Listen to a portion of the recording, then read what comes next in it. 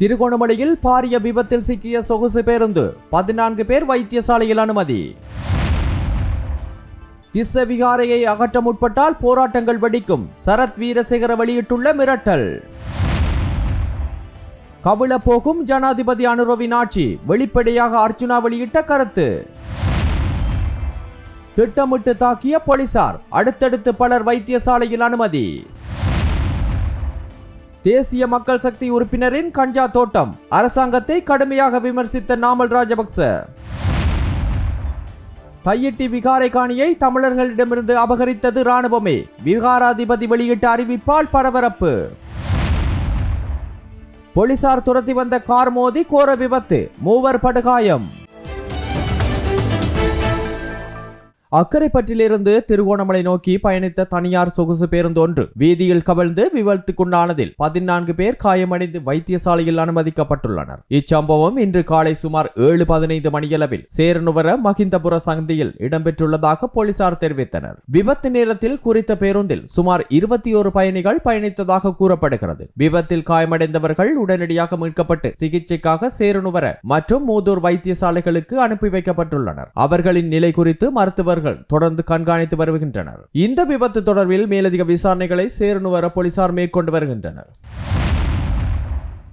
யாழ்ப்பாணம் தையிட்டியில் அமைந்துள்ள திஸ்ஸ விகாரையை அகற்றுவதற்கான எந்த முயற்சியும் மேற்கொள்ளப்பட்டால் அதற்கு எதிராக பெரும் போராட்டங்கள் வெடிக்கும் என ஸ்ரீலங்கா பொதுஜன பெரமுனவின் சிரேஷ்ட உறுப்பினர் சரத் வீரசேகர கடுமையாக எச்சரித்துள்ளார். ஊடகங்களுக்கு கருத்து தெரிவித்த அவர், திஸ்ஸ விகாரை விவகாரத்தில் மீண்டும் மீண்டும் அழுத்தங்கள் வழங்கப்படுவதை ஏற்றுக்கொள்ள முடியாது என்றும் இலங்கை ஒரு பௌத்த நாடு என்பதனை தமிழ் அரசியல்வாதிகள் புரிந்து கொள்ள வேண்டும் என்றும் வலியுறுத்தினார். யாழ்ப்பாணத்தில் இராணுவத்தின் கட்டுப்பாட்டில் இருந்த காணிகளில் பெரும்பாலானவை ஏற்கனவே விடுவிக்கப்பட்டுள்ள நிலையில் திஸ்ஸ விகாரை குறித்து தவறான தகவல்களை பரப்புவதாகவும் அவர் குற்றம் சாட்டினார். திஸ்ஸ விகாரையின் பௌத்த மக்களின் வழிபாட்டு உரிமைகள் தடுக்கப்படுவதாக கூறிய அவர், அதற்கு எதிராக சில அரசியல் குழுக்கள் போராட்டங்களை முன்னெடுத்து வருவதாகவும் சாடினார். தமிழர்கள் கொழும்பில் சுதந்திரமாக கோயில்களுக்கு செல்லும் நிலை காணப்படுவதற்கு பௌத்த மதத்தின் பொறுமையே காரணம் என்றும் அவர் குறிப்பிட்டார். எனினும் இந்த பொறுமைக்கு ஒரு எல்லை இருப்பதாக எச்சரித்த சரத் வீரசேகர, வடக்கு மற்றும் கிழக்கு பகுதிகளில் உள்ள பௌத்த மரபுரிமைகளை அளிக்கும் நோக்கில் திட்டமிட்ட செயற்பாடுகளை முன்னெடுப்பதாகவும் குற்றம் சாட்டினார். மேலும் திஸ்ஸ விகாரை தொடர்பில் யாழ் பல்கலைக்கழக மாணவர்கள் ஒன்றியம் முன்வைத்துள்ள கருத்துக்கள் குறித்து நாட்டில் உள்ள ஏனைய பல்கலைக்கழக மாணவர் ஒன்றியங்களின் நிலைப்பாடு என்ன என்றும் அவர் கேள்வி எழுப்பினார்.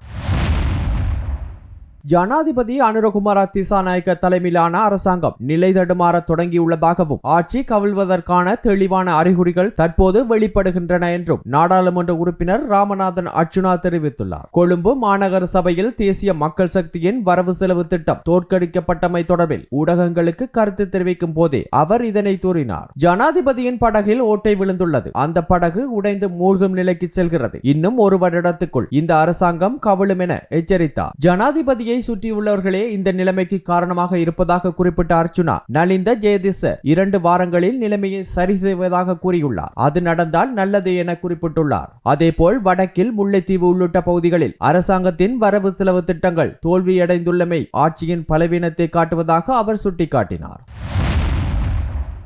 தையிட்டி பகுதியில் அமைக்கப்பட்டுள்ள சட்டவிரோத விகாரைக்கு எதிராக முன்னெடுக்கப்பட்ட அகிம்சை வழி போராட்டத்தின் போது கைது செய்யப்பட்ட வலிகாமம் கிழக்கு பிரதேச சபை தவிசாளர் தியாகராஜா நிரோஸ் காயம் காரணமாக யாழ்ப்பாணம் போதனா வைத்தியசாலையில் அனுமதிக்கப்பட்டுள்ளார். கடந்த ஞாயிற்றுக்கிழமை நடைபெற்ற குறித்த போராட்டத்தின் போது தியாகராஜா நிரோஸ், தவத்திரு வேலன் சுவாமிகள் உள்ளிட்ட 5 போலீசாரால் கைது செய்யப்பட்டனர். பின்னர் அவர்கள் மல்லாகம் நீதிமன்றத்தில் ஆஜர்படுத்தப்பட்டு பிணையில் விடுவிக்கப்பட்டிருந்தனர். கைது நடவடிக்கையின் போது தங்களை போலீசார் கடுமையாக சித்திரவதை செய்ததாக போராட்டத்தில் ஈடுபட்டவர்கள் குற்றம் சாட்டியுள்ளனர். இதில் தாக்குதலுக்குள்ளான தவத்திரு வேலன் சுவாமிகள் ஏற்கனவே யாழ்ப்பாணம் போதனா வைத்தியசாலையின் ஆண்கள் விடுதி இலக்கம் 9 சிகிச்சை பெற்று வருகின்றார். இந்நிலையில் காயமடைந்த தியாகராஜா நிரோஸ் தற்போது அதே வைத்தியசாலையின் 24ஆம் விடுதியில் சிகிச்சை பெற்று வருவதாக தெரிவிக்கப்படுகிறது.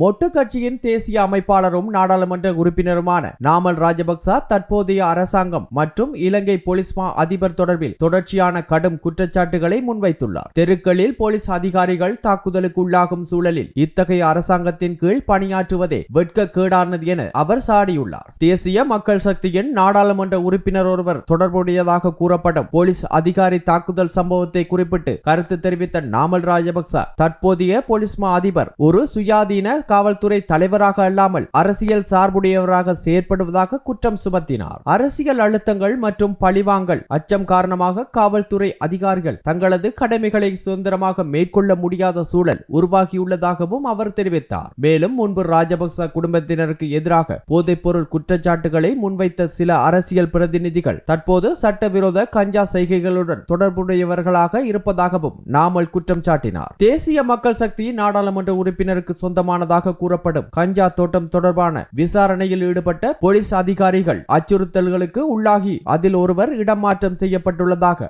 அவர் குறிப்பிட்டார். அத்துடன் முன்னாள் சபாநாயகர் அசோல ரன்வல தொடர்புடைய சிற்றூர்தி விபத்து விசாரணைகளில் ஈடுபட்ட அதிகாரிகளையும் இடமாற்றம் செய்து அரசாங்கம் விசாரணைகளை முடக்க முயற்சிக்கின்றது எனவும் அவர் குற்றம் சுமத்தினார். இத்தகைய அரசியல் தலையீடுகள் இடம்பெறும் போது போலீஸ் மா அதிபர் மௌனம் காத்து வருவது ஏன் எனவும் நாமல் ராஜபக்ச கேள்வி எழுப்பியுள்ளார். யாழ்ப்பாணம் வலிகாமம் வடக்கு தையிட்டி பகுதியில் தற்போது விகாரை அமைக்கப்பட்டுள்ள காணியானது அந்த பகுதி மக்களுக்கு சொந்தமானது என நைனாதீவு நாக விகாரையின் விகாராதிபதி நவதலகல பத்மதேரர் தெரிவித்துள்ளார். இது தொடர்பாக காணொளி மூலம் கருத்து தெரிவித்த அவர் யுத்த காலத்தில் சிவில் மக்களுக்கு சொந்தமான பல காணிகள் கைப்பற்றப்பட்டதாகவும் அந்த சூழ்நிலையிலேயே தையிட்டி பகுதியில் சட்டவிரோதமாக திஸ்ஸை விகாரை அமைக்கப்பட்டதாகவும் கூறினார். காங்கேசந்துறை தையிட்டி பகுதியைச் சேர்ந்த மக்களின் காணியே தற்போது விகாரை அமைந்துள்ள இடம் எனவும் அந்த பகுதியில் நீண்ட காலமாக வாழ்ந்து வரும் தமக்கு இந்த உண்மைகள் நன்கு தெரியும் எனவும் அவர் சுட்டிக்காட்டினார். இந்த விவகாரத்தில் மக்கள் தேவையற்ற முறையில் குழப்பம் ஏற்படுத்திக் கொள்ள வேண்டிய அவசியமில்லை என்றும் உண்மை நிலைமைகளை ஆராய்ந்து பொறுப்புடன் செயற்பட வேண்டும் என்றும் அவர் கேட்டுக்கொண்டார். மேலும் போலியாக அமைக்கப்பட்டதாக கூறப்படும் திஸ்ஸ விகாரையின் விகாராதிபதிக்கு வடக்கு பிராந்திய பிரதான சங்கநாயக்க தேரர் பதவி வழங்கப்பட்டமை பௌத்த தர்மத்திற்கு புறம்பானது எனவும் அவர் குற்றம் சாட்டினார். தாம் கடந்த 53 ஆண்டுகளாக நைனாதீவில் தமிழ் மக்களுடன் நல்லிணக்கத்துடன் வாழ்ந்து வருவதாகவும் தற்போதைய நடவடிக்கைகள் அந்த சமாதானத்தை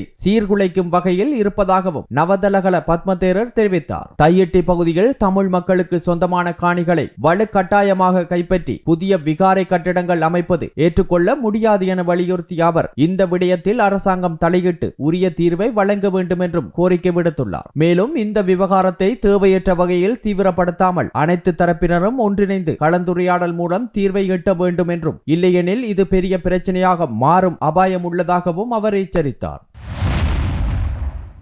யாழ்ப்பாணம் மானிப்பாய் நவாலி பகுதியில் போலீசார் துரத்தி வந்த கார் ஒன்று திடீரென கட்டுப்பாட்டை இழந்து வீதியோர கடைகளுக்குள் புகுந்து மோதி 3 பேர் கடுமையாக காயமடைந்துள்ளனர். இதில் ஒருவரின் உடல்நிலை கவலைக்கிடமாக இருப்பதாக மருத்துவ வட்டாரங்கள் தெரிவிக்கின்றன. நேற்றிரவு சுமார் 8:15 மணியளவில் நவாலி மூத்த நயினார் ஆலயத்திற்கு அருகில் இந்த விபத்து இடம்பெற்றுள்ளது. மானிப்பாய் போலீசார் சந்தேகத்துக்குரிய கார் ஒன்றை துரத்தி சென்ற போதே அதிவேகமாக வந்த அந்த கார் திடீரென கட்டுப்பாட்டை இழந்து தையல் கடை உள்ளிட்ட 2 வர்த்தக நிலையங்களுக்குள் மோதியுள்ளது. அந்த நேரத்தில் கடையின் முன்பாக நின்றிருந்த 3 பேர் விபத்தில் சிக்கி படுகாயமடைந்தனர். அவர்கள் உடனடியாக யாழ்ப்பாணம் போதனா வைத்தியசாலையில் அனுமதிக்கப்பட்டு சிகிச்சை பெற்று வருகின்றனர். இந்த விபத்தில் 2 கடைகள் முழுமையாக சேதமடைந்துள்ளதுடன் 3 தையல் இயந்திரங்களும் முற்றாக நாசமடைந்துள்ளன. விபத்துக்கு காரணமான காரின் சாரதி போலீசாரால் கைது செய்யப்பட்டுள்ளார். போலீசார் துரத்தியதால் கார் அதிவேகத்தில் ஓடியதே விபத்துக்கான காரணம் என அப்பகுதி மக்கள் குற்றம் சாட்டியுள்ளனர். இதனையடுத்து விசேட அதிரடி படையினரும் கூடுதல் போலீசாரும் குவிக்கப்பட்டு அந்த இடத்தின் நிலைமை கட்டுப்படுத்தப்பட்டது.